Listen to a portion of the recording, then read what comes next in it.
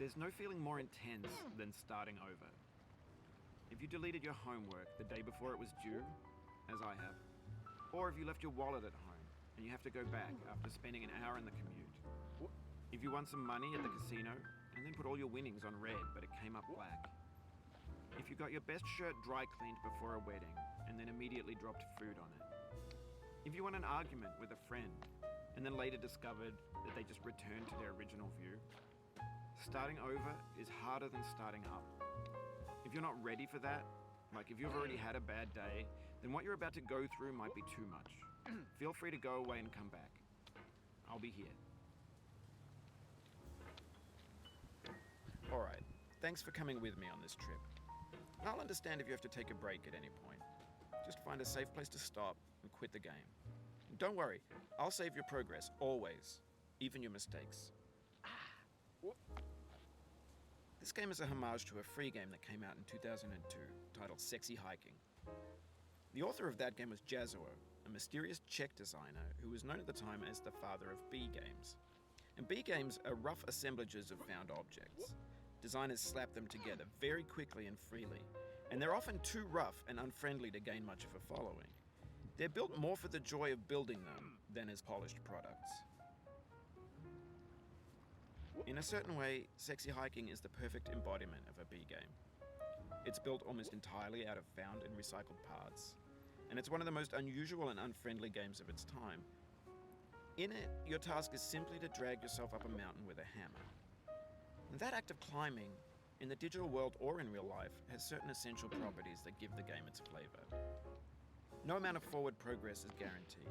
Some cliffs are too sheer or too slippery. And the player is constantly, unremittingly in danger of falling and losing everything. Anyway, when you start Sexy Hiking, you're standing next to this dead tree that blocks the way to the entire rest of the game. It might take you an hour to get over that tree, and a lot of people never got past it. You prod and you poke at it, exploring the limits of your reach and your strength, trying to find a way up and over. And there's a sense of truth in that lack of compromise. Most obstacles in video game worlds are fake. You can be completely confident in your ability to get through them once you have the correct method or the correct equipment or just by spending enough time. In that sense, every pixelated obstacle in Sexy Hiking is real.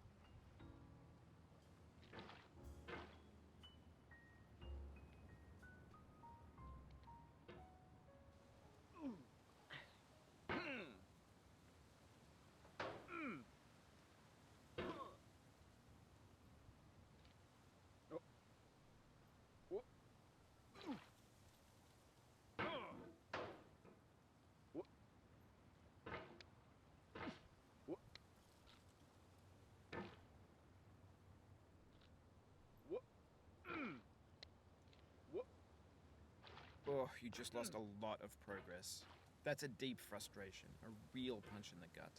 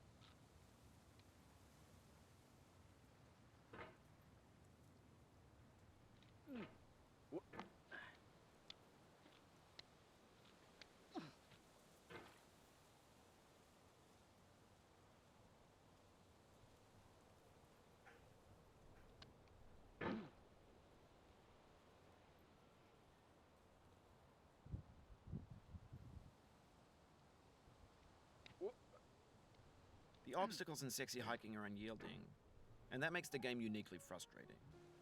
But I'm not sure Jazzuo intended to make a frustrating game. The frustration is just essential to the act of climbing, and it's authentic to the process of building a game about climbing. A funny thing happened to me as I was building this mountain. I'd have an idea for a new obstacle, and I'd build it, test it, and it would usually turn out to be unreasonably hard. But I couldn't bring myself to make it easier. It already felt like my inability to get past the new obstacle was my fault as a player rather than as a builder. Imaginary mountains build themselves from our efforts to climb them, and it's our repeated attempts to reach the summit that turns those mountains into something real.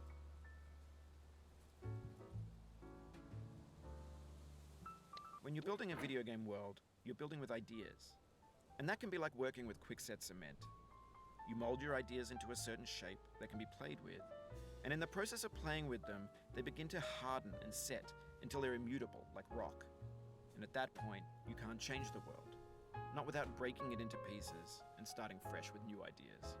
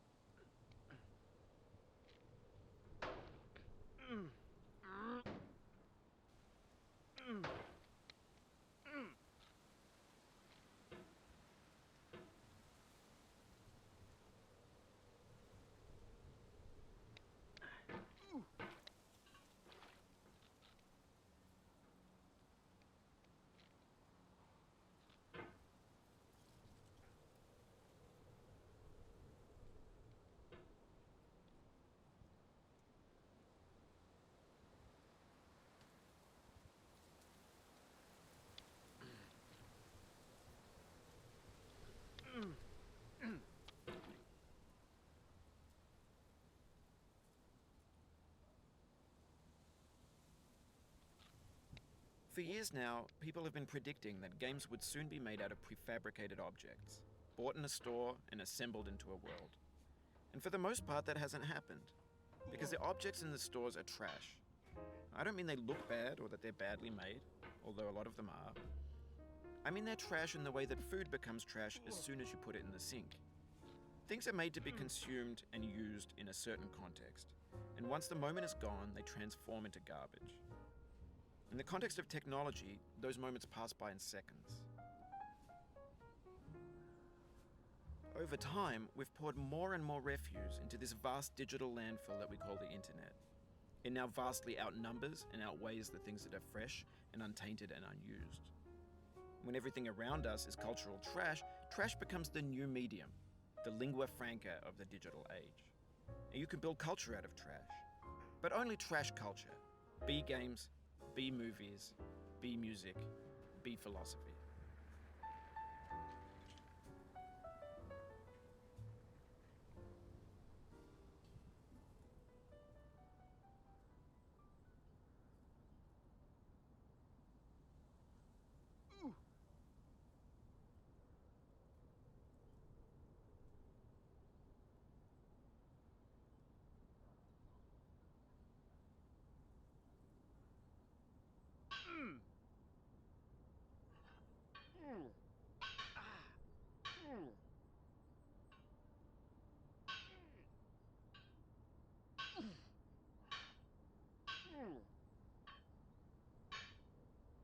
Maybe this is what digital culture is. A monstrous mountain of trash, the ash heap of creativity's fountain. A landfill with everything we ever thought of in it. Grand, infinite, and unsorted.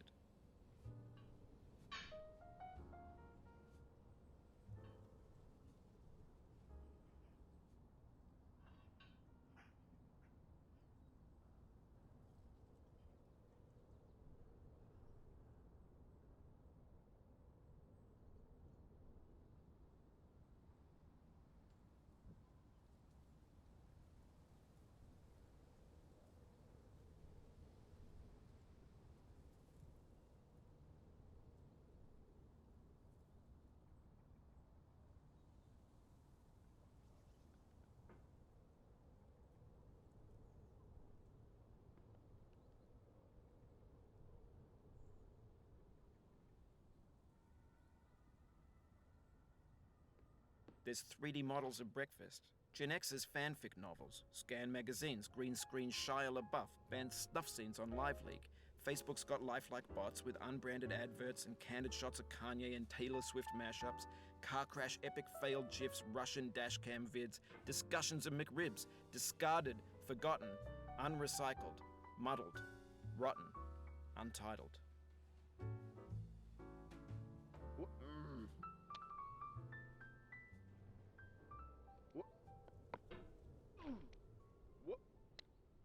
Everything's fresh for about 6 seconds, until some newer thing beckons, and we hit refresh. And there's years of persevering disappearing into the pile, out of style, out of sight.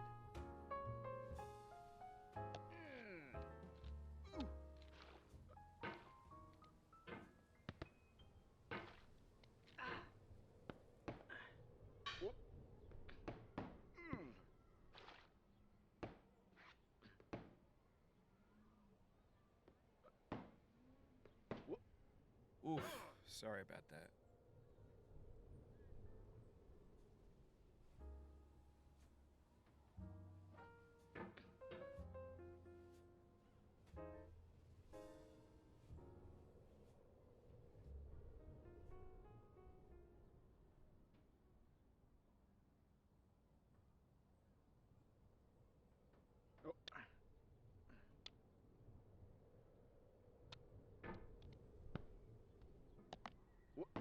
Oh no.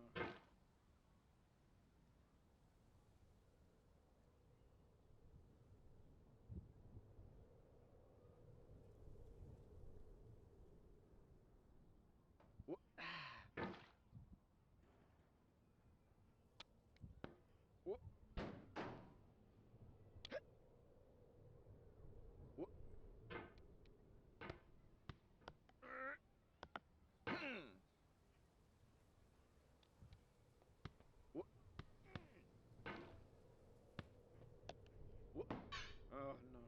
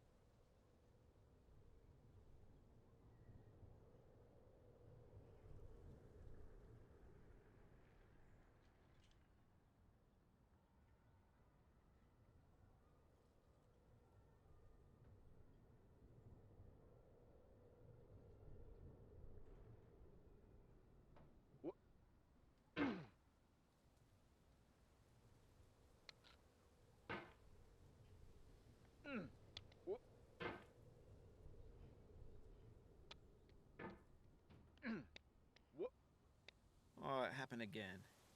Keep on trying, don't let it get to you.